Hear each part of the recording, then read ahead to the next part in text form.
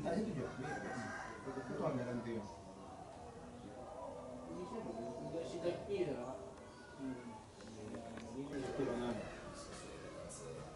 Sony semua Sony cuma pakai Sony ya, cuma pakai record doang. Sony kan udah dua mas.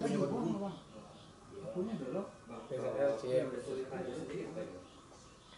Kalau untuk kesulitannya Kalau dari saya.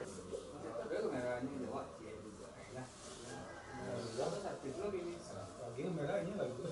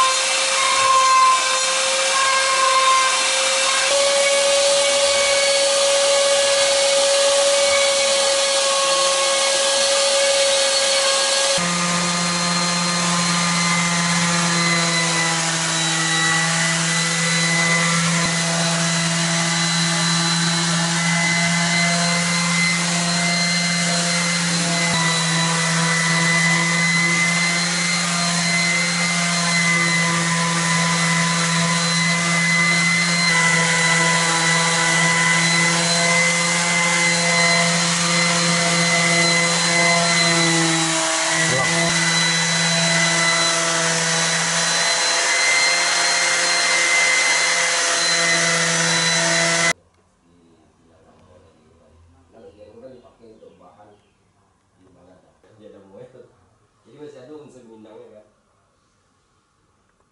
Kalau Namu itu sendiri awalnya gara-gara itu tadi, ya dia lah masukkan sama Audi kan. Tidak semua orang. Ya aja. Waduh nakal. Iya. Bener kedua Sapiro.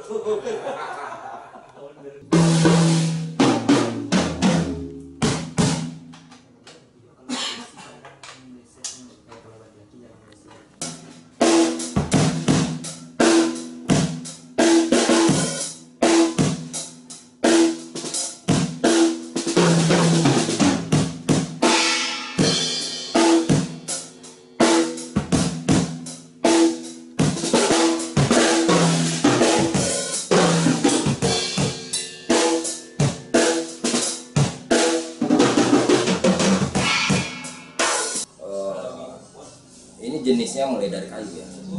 Ini kayu yang kita pakai sekarang ini memang kita menonjolkan kayu sulian.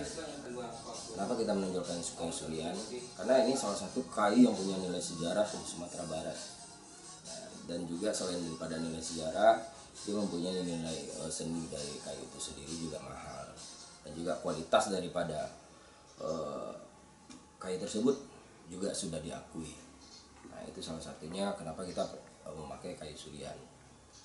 Dan jenis drum tersebut, drum yang ada sekarang di belakang saya ini adalah solid wood. Solid wood itu artinya kayu padat. Betul-betul bahan yang diambil dari pohon tersebut yang tidak kita olah secara industrial, tapi memang langsung kita olah menjadi alat musik. Nah, pengerjaannya sendiri pun juga handmade. Handmade dalam artian memang dikerjakan secara detail dengan tangan. Dan ini masih gaya tradisional custom, orang bilang custom kan. Custom itu secara luasnya artinya tradisional. Nah, kita mengerjakannya juga masih dalam bentuk home industry. Inisiatif dari untuk membuat drum dari mana datangnya? Belajar dari mana itu? Nah, kalau inisiatifnya sebenarnya kembali kepada latar belakang saya yang memang seorang pemusik dan bermain musik itu memang dari kecil. Dan inspirasinya sendiri ini hanya berawal dari satu pekerjaan yang saya merasakan ada kekurangan yang saya dapat dalam pekerjaan yang saya geluti selama ini, ialah kepuasan batin. Maka dari hal tersebut tumbuhlah satu keinginan bagi saya untuk berkarya, karena Karena setinggi-tingginya suatu pekerjaan, kepuasan tersebut adalah di dalam bentuk karya. Maka tercetuslah di pikiran saya untuk membuat drum custom. Dan referensinya sendiri itu berawal dari saya melihat di YouTube. Ya, saya cari referensi pengrajin-pengrajin handmade dari luar negeri. Saya pelajari, saya lihat bagaimana cara mereka bekerja ya dengan alat yang mungkin lebih jauh, lebih modern daripada kita. Tapi saya ngambil garis besarnya, bagaimana dan apa fungsi daripada alat tersebut, dan saya coba aplikasikan dalam bentuk yang konstruksinya saya bikin sendiri saat sekarang. Nah, abang sendiri Ya. yang mengerjakan. Kalau buat waktu itu dari proses kayu yang kita tebang itu ada sekitar 3 mingguan. Nah, setelah kita olah dulu betul-betul menjadi bahan yang udah siap untuk diproduksi menjadi alat musik ini, itu ada sekitar 3 minggu proses pembentukan kayu. Kalau pengerjaan satu set ini cuma memakan waktu 7 hari. 7 hari pekerjaan.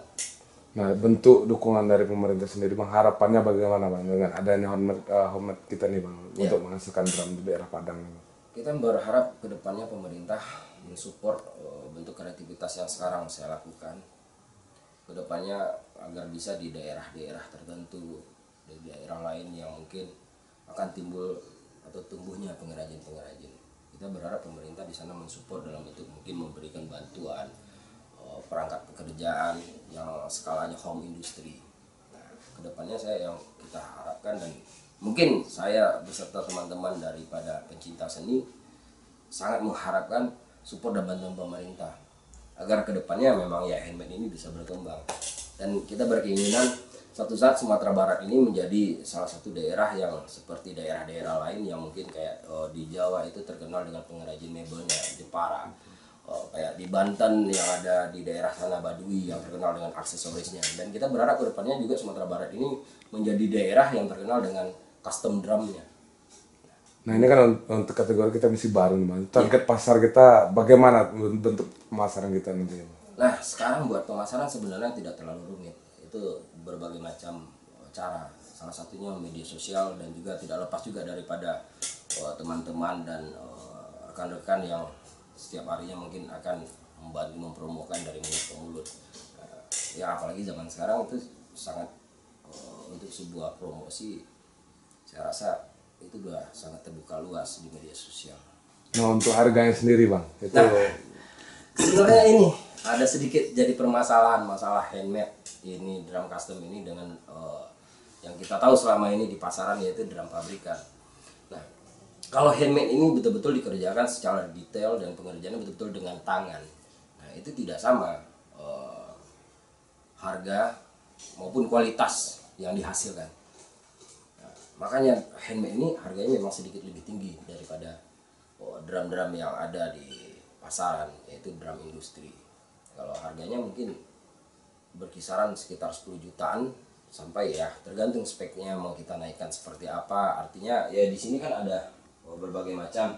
Di satu body ini ada yang namanya Lux, ada yang namanya Ringhawk, dan ada yang namanya head drumnya juga. Jadi kita tergantung, misalnya ini konsumen mereka cuma hanya punya budget 10 jutaan atau 13 jutaan, tapi dia pengen juga memiliki drum yang handmade. Oke, kita akan sesuaikan dengan nominal yang ada. tapi kita yakin ya bang, ini kualitasnya lebih baik daripada Ya, pabrikan ya bang. mudah-mudahan kualitasnya lebih baik. Kalau saya bilang lebih baik, kalau saya hanya sendiri yang menilai, itu rasanya sangat tidak luar biasa. Tapi setelah mereka coba, biar mereka sendiri yang menilai itu. Tapi saya jaminkan yang namanya suatu drum yang sifatnya handmade ataupun custom oleh pengrajin betul-betul sudah profesional, apalagi seorang pemain yang punya latar belakang bermusik, itu saya jaminkan itu kualitasnya sangat bagus. Nah, malah dengan kondisi pandemi sekarang ini adalah salah satu proses pembentukan diri yang bagi saya ini waktu untuk belajar. Karena apa? Setelah proses ini semuanya akan insya Allah kedepannya akan berjalan lancar. Jadi kita sudah mempersiapkan di dalam kondisi pandemi ini. Baik itu pembelajaran, ya seperti saya yang mungkin bisa dikategorikan sangat-sangat baru, tetapi saya tidak peduli dengan kondisi pandemi. Yang penting kita tetap belajar ke depannya, belajar. Mudah-mudahan ke depannya selepas daripada pandemi ini semuanya berjalan lancar, kita sudah siap.